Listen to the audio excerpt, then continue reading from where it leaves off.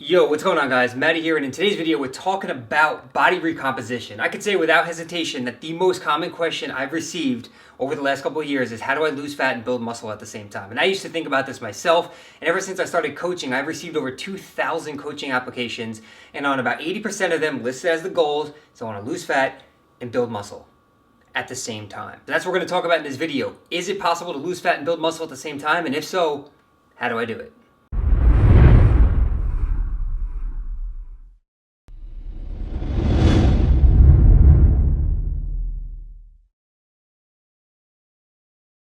Look, I get it. We all want to achieve our best physique as fast as possible, but there is no fit tea, skinny juice, or magic bullet that's going to bring you results overnight. A cup of this with breakfast will dramatically change the way your body's thinking about food. This is critical. I want you all to boost your metabolism. So you need a metabolism booster. Trust me, I've been there before, and I've made a lot of the mistakes that you might have made, or I want to stop you from making. So I've been fat and overweight and insecure and self-conscious. What happened after that? I tried to lose all that weight and recomp my body, not knowing how to do that, so I ended up skinny fat, which means that I was still fat, I still had a little bit of a stomach, but I had no muscle at all. And then what did I have to do? I had to put in years and years of consistent hard work in order to build muscle, and eventually the fat started coming off, my body started to recomp a little bit, and that was the process that I went through. Remember, I said it took me years. So we have some good news. It is possible to lose fat and build muscle at the same time, but the bad news is that it really only happens under certain conditions, some which you can't control. It sucks, I know. So to start out, we have protein turnover, which is just a balance between protein synthesis and protein degradation. In order for your muscles to grow, protein synthesis has to exceed protein degradation or protein breakdown. So if synthesis exceeds breakdown, we will be in an anabolic state building lean muscle tissue.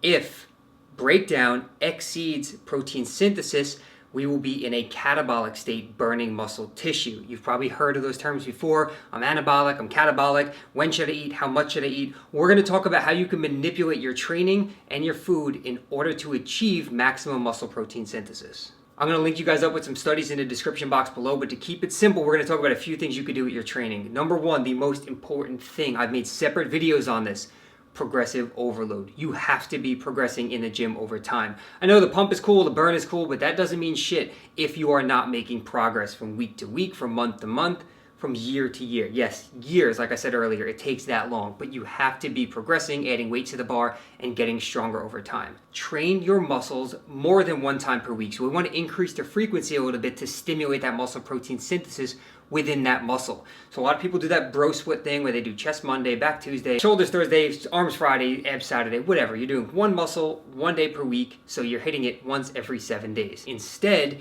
try and increase the frequency that you're hitting each muscle group. Do something like a full body workout, a legs push-pull split, an upper lower split, where you're hitting each muscle group 2 to 3 times per week. In addition to that, you want to alter your rep ranges. I've also made videos on optimal rep ranges for hypertrophy. You could do your strength sets. I advocate doing compound lifts and going heavy with your lifts, but you don't want to just be doing 1 rep work, 3 rep work. You want to get into those higher rep ranges, and you can take some of your sets close to failure. That will actually help you out and break down the muscle even further. So don't neglect training to failure, but don't rely on training to failure. You don't need to be doing that every single session for every single exercise. Hope that makes sense. Those are just a few training tips you can include into your routine or program in order to get the benefits of this. Now, let's talk a little bit about the nutrition side. This one's gonna blow your mind. Believe it or not, you actually wanna increase your protein intake a little bit. I know. So it's not about eating clean. It's not about a rigid feeding schedule. It's not about manipulating your hormones. It's not about adding drugs, pills, and powders.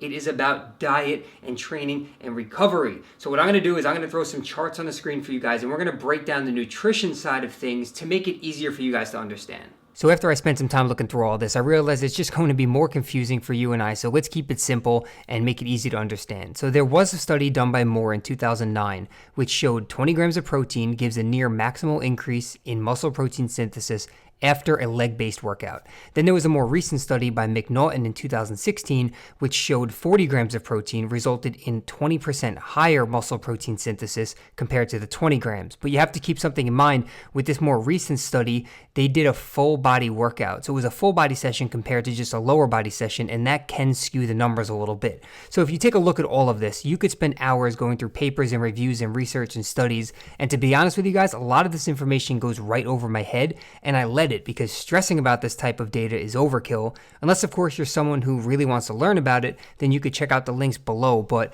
I would say that for myself and for the majority of people watching this, we can leave it to the experts and let them break it down in layman's terms for us to understand. But if you're one of those people who likes to nerd out, the links will be down below. All right, so we're going to break this down and keep it simple, so stay with me here. We've all heard this before. Building muscle requires a calorie surplus, and losing fat requires a calorie deficit. But you have to keep in mind that it is possible to recomp in a slight surplus at maintenance or even in a slight deficit, depending on the circumstances which we talked about earlier. So take, for example, the overweight beginner in a calorie deficit. Their body fat stores will provide energy for them even though they're not taking in a surplus of calories. So one popular approach to take would be calorie cycling. So you're eating at maintenance or in a slight surplus on your training days to cover your growth and recovery, and then eating in a slight deficit on your rest days to burn a minimal amount of fat. Remember, you can't burn a ton of fat and build a ton of muscle. So the goal is very small improvements over a long period of time. That's why I keep saying you have to be extremely patient if you want this to work. So I'm going to throw an example up here. We're going to take it step by step, so just follow along. Our test subject is that guy. He's 25 years old, 200 pounds. He has a high body fat percentage and very little muscle. His maintenance calories are about 2,500, which we just calculated using an online calculator for an estimation to get started. At 2,500 calories per day, 7 days a week, his total calorie intake for the week would be 17,500. Now we're going to split that up and calorie cycle a little bit. So on his training days, given that he's training 4 times per week, we are going to put him in a 100 calorie surplus. You could put him at maintenance. Again, these are very basic examples and we're just throwing numbers out there. So his macros could be around 215 protein, so we're keeping the protein a little bit higher than 1 gram per pound, 58 to 60 fat, and 305 carbs to fuel his training and performance for a total of 2,600 calories. So that's going to cover the training days. Next, we move on to the rest days, which he's taken 3 rest days per week, and you can see his total rest day calories are 2,200. So that's 300 less than maintenance, which will put him in a slight deficit on his off days because he doesn't need the extra food to fuel his performance. So we're looking at around the same protein and fat and 200 grams of carbs instead of 305 because we need to subtract the calories from somewhere, and he doesn't really need the extra carbs. Again, we're just throwing numbers out there. It's just an example. So if you take a look in the middle, we have 17,500 calories per week in order for him to maintain. His training days will equal 10,400 calories. His rest days will equal 6,600 calories. And that will give us a total calorie intake for the week of 17,000. So that is still a total of a 500 calorie deficit throughout the entire week. But there are certain days when he's in a surplus to fuel his performance and recovery in the gym. And then there are days when he's in a deficit to try and focus on burning some fat. So we covered training, we covered nutrition, and remember what I said in the beginning of the video. It is possible to lose weight and build muscle at the same time under certain conditions, some of which are out of your control. Here are those conditions. Number 1, you are an overweight, untrained individual. So you probably live a sedentary lifestyle, you have a shitty diet, and you've never been to the gym before. We've all heard of newbie gains. Someone who is a beginner will always see a faster rate of progress in muscle size and strength than someone who's been training for a long period of time. It's just the way it is. You're introducing a muscle building stimulus to your body. Your nervous system is becoming more efficient at the movements and you will respond strongly to that. That's if your training and nutrition is under control and you have an optimal training program and you're sticking with it and you're consistent with it. All of those things have to work together in order for this recomp to happen. So you can lose that fat and build muscle. It's not going to really happen often in someone who is a trained individual. It can, but it's not as likely. The second case is going to be someone who has experienced a layoff. So this might be someone who's trained for a few years and they just got out of shape because they either stopped going to the gym or they had an injury, so they gained some weight. The return to the gym is introducing that training stimulus again so they could take advantage of that time and they could still burn a little bit of fat and build a little bit of muscle in that time frame. Again, it's not going to be anything crazy, but it is possible. And those are your 2 best scenarios in order to go through a body recomposition. So to everyone out there who is already lean, who has already had training experience for a year or 2 years or 3 years, and you're not getting those newbie gains anymore, a body recomposition is extremely difficult. Can it happen?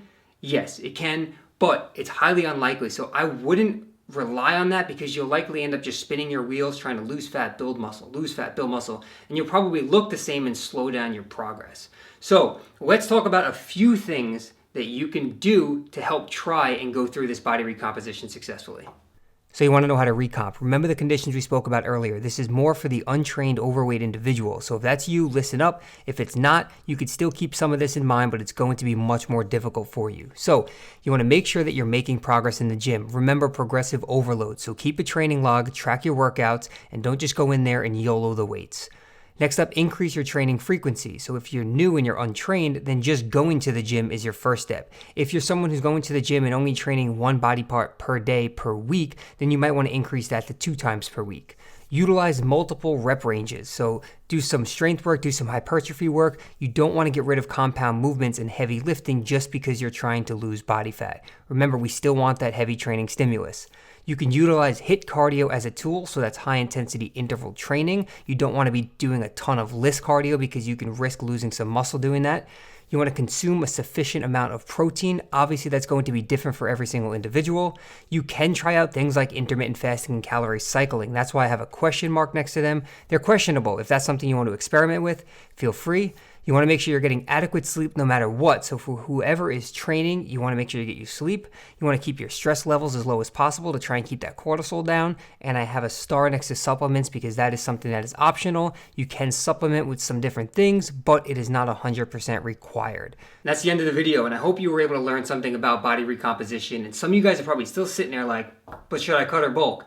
Guys, you have to understand, I get that question a lot. It's a personal preference. What is it that you want to do? If you're someone who is skinny fat, you're insecure, and you're not happy with the fact that you're small, but you have a gut, you have to decide. Do you want to cut even further to lose that fat and then risk losing even more muscle and just look like a smaller version of yourself? Or are you willing to invest the time, maybe gain a little bit of fat, but maximize the amount of muscle you can gain, which might take a year, it might take you 2 years, and then when you've built up that foundation and you've built muscle, you can go ahead and strip the fat later. So if you have to ask someone that question, should I cut or bulk, you need to really think about what's most important to you, what goals you want to achieve, how are you going to be confident and happy with the person that you see in the mirror, and then go down that route. If you're skinny fat, I say give yourself some time and build that muscle. If you're really skinny fat, like you're just so unhappy with how you look, then maybe diet down a little bit and then focus on building up from there. Again, I can't give you all the answers. You have to decide for yourself, but I am here to help. So if you guys did enjoy this video and you think that it could be helpful to someone else, please do me a favor and first subscribe to the channel. Like the video if you enjoyed the content, and feel free to share it with whoever the hell you want. I would definitely appreciate that. Thank you guys as always for watching, and until next time, we'll talk to you in the next video.